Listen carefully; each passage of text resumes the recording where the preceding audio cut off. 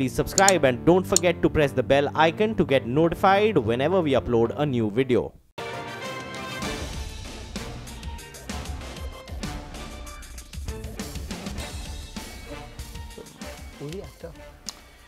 Very good morning. Welcome to Chartbusters. Well, this is the show where we'll highlight all the buzzing stocks of the day. For the starters, Nifty was well in the green. It's come off the high point of the day, though. The real pain seen in the mid-cap space, Mangla. Absolutely, Nigel. You know, yesterday too, the mid-cap space underperformed. And yesterday, the Nifty 74-point move, 50% of that was led by Reliance. Day before yesterday, we managed to close flat for the Nifty, 29 points given by TCS. So the market is worried.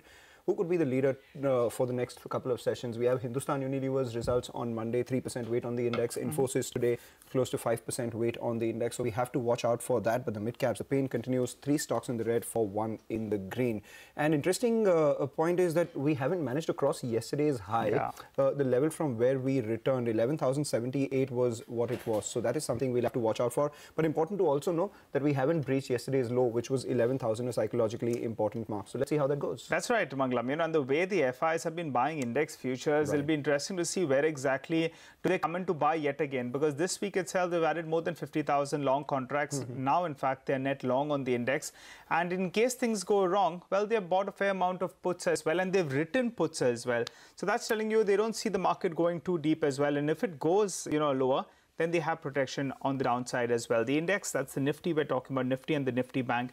There's where the buying is in terms of index futures. So we'll keep an eye out on that front. Absolutely, Nigel. But it is Friday. Before we get on with the show, all the top stories that we're tracking this morning. The deal is finally done. IHH Healthcare invests 4,000 crore rupees via preferential allotment into Fortis. Ashok Seth, the chairman of Fortis Heart Institute, welcomes the deal. Outcome says they're happy to move away from short-term investors who may have been in this just for financial gains. And multiple IT stocks on the radar today. Infosys gains ahead of its Q1 numbers. HCL Tech Board approves a 4,000 crore buyback at a price of around 1,100 rupees per share, while Cyan trains weak after posting muted set of numbers in its first quarter. IDBI Bank falls over 6% in trade today on the news that officers will go on strike for 6 days from July 16th to July 21st. The stock, remember, is also out of the F&O ban today.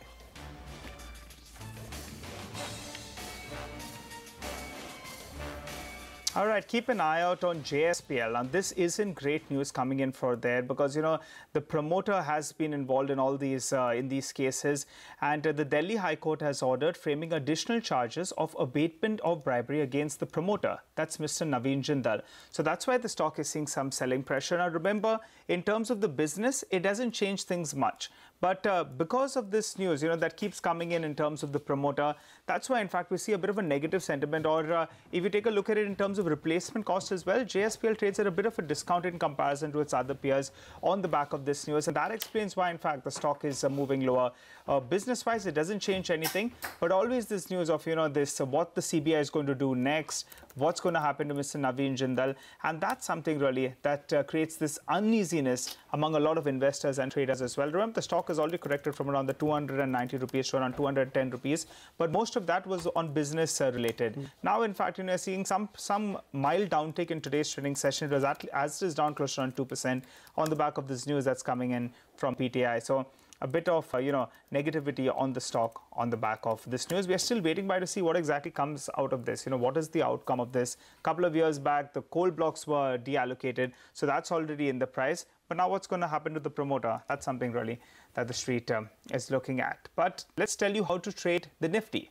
Ashwini Gujral joins in for a quick technical check on the markets. Hi, Ashwini. Good morning. What's the trade on the Nifty? We are bracing ourselves for a bit of a down day. See, the market is kept on getting narrower and narrower. Right now, 400 stocks are advancing and 1150 are declining. Now, you know, slowly all of these large stocks which are moving up 5-6%, skewing the index all over, they will also get tired and the entire market should come off. In my view, we have rejected 11,050, 11,070. And now as the large stocks start to come off, IndusInd, Reliance, etc., I think the market by the afternoon should be lower from here. So this is a good time to get short, particularly on the financials, because hardly two banks are now positive. So all sorts of PSU financials, you know, private financials other than say HDFC Bank ICICI Bank, etc., they can be sold. So, HDFC Bank and Kotak. So the sense is that a narrowing market is now likely to fall under its own weight. Today's high is a decent stop, and I wouldn't be surprised if we get closer to 10,950 by the end of the day. Whatever global markets, etc., do, because we are in that sort of mood where lower inflation or lower crude prices, etc., haven't really been welcomed. So that way, for the moment, Axis Bank is a sell with a stop of 535, target of 520. Yes Bank is a sell with a stop of 375, target of 360. And ICICI Bank is a sell with a stop of 272, target of 258. Ashwini, you've spoken about a couple of banks, so I will add one more to that right now. It's Karnataka Bank. As we speak, it's at the low point of the day, cut off 7%. Yesterday, the numbers weren't that bad. The stock did surge yesterday right after the numbers. Today, the management commentary in the conference call also not that bad. The slippages have reduced. If you take a look at the gross NPA, they're looking to improve that asset quality as well. So what explains this 7% decline on Karnataka Bank? Something to watch out for from the charts? Financials are in a bad mood. So even if they would have done all the right things, I think it would have gone down. But overall, basically this 90-100 zone is a support. So around those levels, it may find support. But the bigger issue is that the mid caps are totally not participating, and A, mid cap carnage, B, financials coming off. So that way, I think the pressure of the market is also acting on Karnataka Bank. But for the day, I don't think it's a good day to remain greatly long on financials.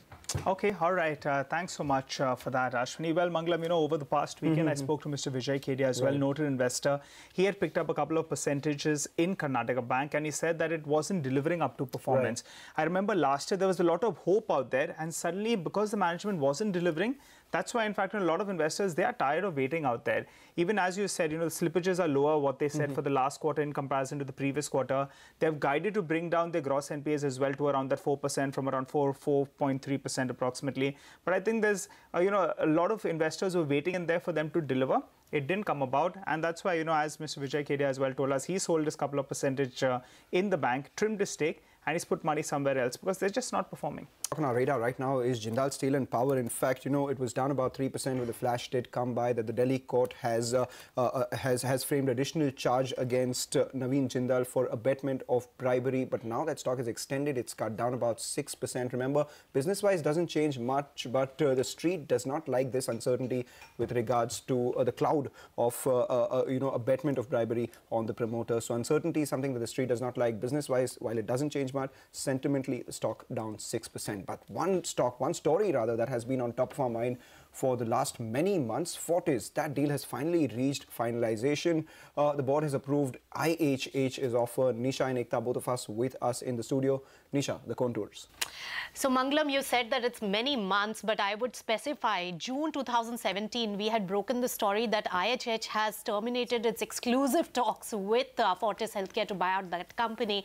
And more than a year later, IHH is the winner for buying out Fortis Healthcare. It is going to be a mix of preferential allotment of shares worth 4,000 odd crore rupees, which will trigger an open offer for the shareholders of Fortis Healthcare, and also for Fortis Malar, which is another group company. So these are the two stocks in focus. While Fortis Malar is up in trades, it's Fortis Healthcare which hasn't shown the kind of gains that could have been estimated, with 170 rupees per share being given as the open offer price. But here, remember, the key words in the press release that the company has stated is that it is at least 170 rupees per share, which is the deal size for preferential allotment as well. So we'll have to see how this really pans out, because as per the SEBI formula of average pricing, it is going to be around that figure only. But remember, Yes Bank is another stock to be watched out for, because Yes Bank has a substantial stake in the company and had converted around 180 rupees per share. So we'll have to see, because the key shareholders of Fortis Healthcare will have a huge role to play, because it doesn't end with the board approval. It has to get the majority of the shareholders to approve this particular transaction, which ideally shouldn't be very difficult. It's Yes Bank, Rakesh Jhunjhunwala's companies, as well as Eastbridge Capital, which are the key shareholders who have to approve this particular transaction. So open offer that is coming in as a good news, but the stock reaction, I would say, is not as euphoric as the market would have expected, and market was factoring in 180 rupees per share as far as open offer is concerned. 1 p.m. is when the management is going to talk, the board is going to talk, and we'll see what more details come out of it. Okay, all right, Nisha, thanks so much for that. So for the time being, IHH has been admitted into Fortis Healthcare. But what are analysts making of this deal, and how does this impact the stock? Ekta, tell us.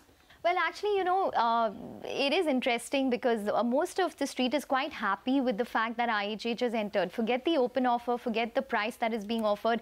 At the end of the day, 1 year down the line, or once the deal is consummated, you are going to see a new shareholder come in for Fortis as well. So overall, yes, if you're just talking about the deal contours with regards to IHH, analysts have said that the deal will lead to upfront gains in terms of interest costs. The deal is simple, it's better structured as compared to what Manipal TPG offered, and the EBITDA can eventually go to around 800 rupees per annum, 800 crores rather per annum versus around 580 crores that they did in FY18. But it doesn't really end there. There are challenges that the hospital space is facing. So, for example, there is price control on medical devices, which they're currently working with. You have recent cases of overcharging in patients, which also Fortis has been involved with directly. Delhi government has come out with a draft paper to regulate private hospitals. Supreme Court on July 9th also ruled that Delhi hospitals operating on subsidized government land have to provide free treatment to the poor. So while things look good on the surface, IHH is not a dominant player in India. They've had standalone operations since 2015, but only 1,600 beds. So they do have a lot of work to do when it comes to the hospital space as well as for building Fortis financials. Absolutely, thanks a lot for that, putting all those challenges in perspective. So while Fortis has admitted IHH, the big question is, will it be treated or not? So that is something we will watch out for. Earlier today, we spoke with Ashok Seth, the chairman of Fortis Heart Institute. He says they are confident of providing even better healthcare with the partnership of a long-term investor.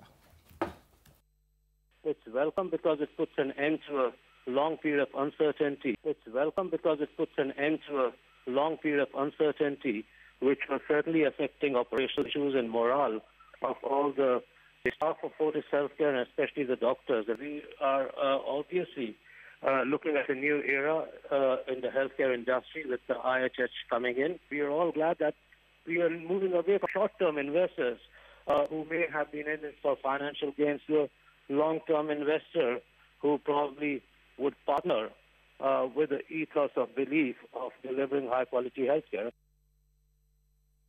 Strength of IHH and the strength of the long-standing clinical force of Fortis Healthcare are the two combinations which are going to deliver healthcare. IHH is going to bring in a lot of its processes into play, some of the benefits that they can provide to us. We are very positive that we would be able to provide that element of partnership which brings in cost-effective quality care to the patients. Well, MBL Infra, that's the stock in focus. Remember, the company allotted nearly around 6 crore 33 lakh shares of at a price of around 10 rupees to the promoter and the promoter group, and that's what's taken the promoter holding to around 68.5% stake. To understand that and more, and in fact what's going on their debt front as well, we're joined by Mr. Lakhotia, the chairman and managing director of the company. Thanks so much for joining in, Mr. Lakhotia. If you could give us a couple of details, sir. Your stake is going to go up from the mid-20s to around 68%. So I think under the code, there's no need of an open offer. And if you could tell us, what do you plan on doing with this money? The company's resolution plan has been approved under IBC 2016. As a part of the order approving the resolution plan, the promoters are inducting 128 crores and the bankers are restructuring the debt. By way of restructuring, the bankers are taking 880 crores of non-convertible debentures to be repaid over 9.75 years at a nominal interest rate of 0.1%. And the promoters, as part of that resolution plan, have inducted the first phase of the equity, by which 63.3 crores rupees have been inducted into the company. Sir, what's the total debt on your books, you said? Total debt is 1150, of which now 880 will comprise of non-convertible debentures to be paid over a period of 9.75%. 1150, what are you borrowing at right now? Because last year you spent, what, 250 crores in interest costs? Last year we spent around 145 crores in interest cost. This year we expected to bring it down to 30 crores. Now, Mr. Lakhotia, we're looking at your P&L account. You know, out there it's showing that you have spent 250 crores of finance cost. Maybe that was at a higher finance cost, and maybe post this restructuring, it will come down. But as of last year, the total finance cost that you have paid is around 250 crores. So explain this to us, sir. What is the total debt in your books? How much of that has been restructured? You're telling us 880 crores has been restructured. So just break that down for us. And as you said, I think your interest cost will be around 30 crores, right? So run us through those details. How have you restructured it? Break that up for us. And how does your interest cost come down to 30 crores? Go ahead, sir. Sure. As a part of the resolution, 15 financial creditors have voted in favor of the resolution plan. And accordingly, they are being paid as per the part of the resolution plan. So the reduced debt on the books of the company becomes 1150 crores.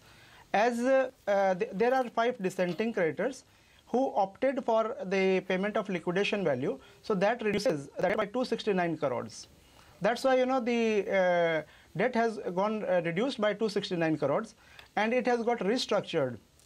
By way of restructuring, 128 crores is being inducted by the promoters as equity at par, and the bankers, they have been allotted 880 crores of non-convertible debentures to be paid interest at the rate of 0.1%. So the 1150 crores, and they will be redeemed over a period of 9.75 years. The 1150 crores that you're saying is post the restructuring. Yeah, it's post the restructuring. And before that, how much was the debt on your books, sir?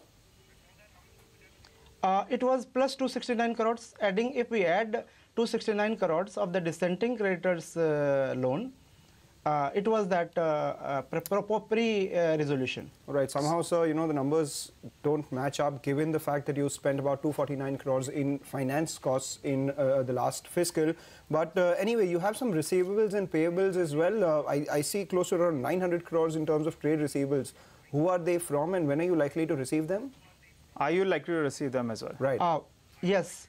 Yes, we entered into the IBC 2016 because of mismatch of our receivables.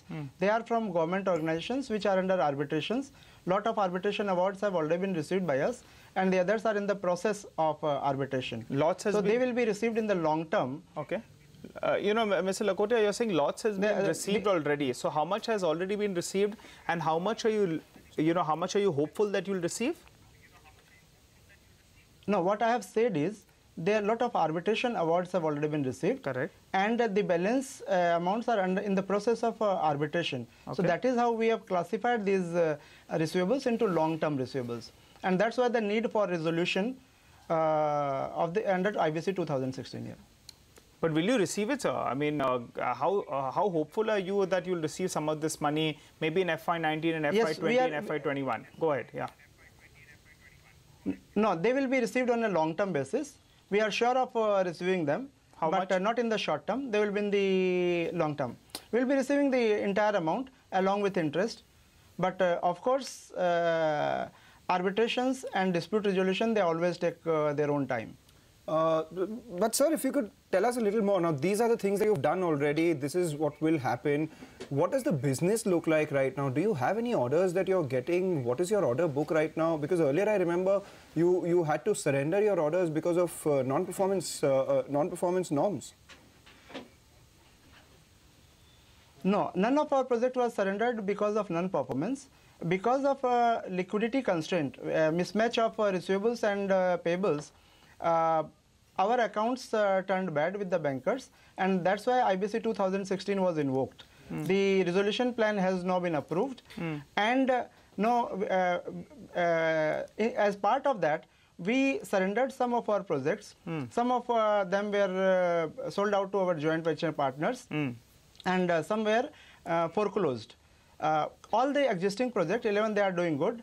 And we have an order book of about 1,500 crores right now, which we expect to, out of the 11 projects, we expect to complete 9 projects in the next quarter or so. Oh, next quarter. Okay. So order book of around 1,500 crores. You told me, sir, that your interest cost will be around 30 crores, correct? For this year?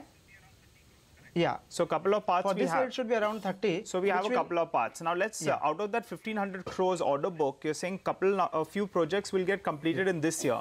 So in this year, what will your revenues look like? Now, out of 11,900 will, this year our revenue should be around 700 crores top line. Okay.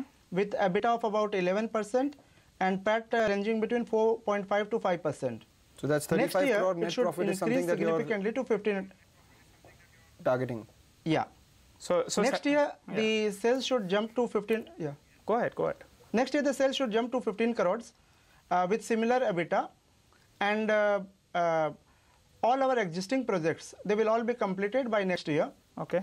And then we will have all fresh orders. Okay. And that is how we have consolidated ourselves. So, Mr. Lakotia, what you're telling us here on CNBC TV18, because a lot of your investors will be very, very worried. The stock has been a relative underperformer. If I tell my director to pull up a wider time horizon chart, you'll see the stock has seen a sharp correction. So you're saying this year that MBL Infra is going to do 700 crores off top line, and at 5% margin, it's going to be around, net profit margin will be around 35 crores, correct? Very correct.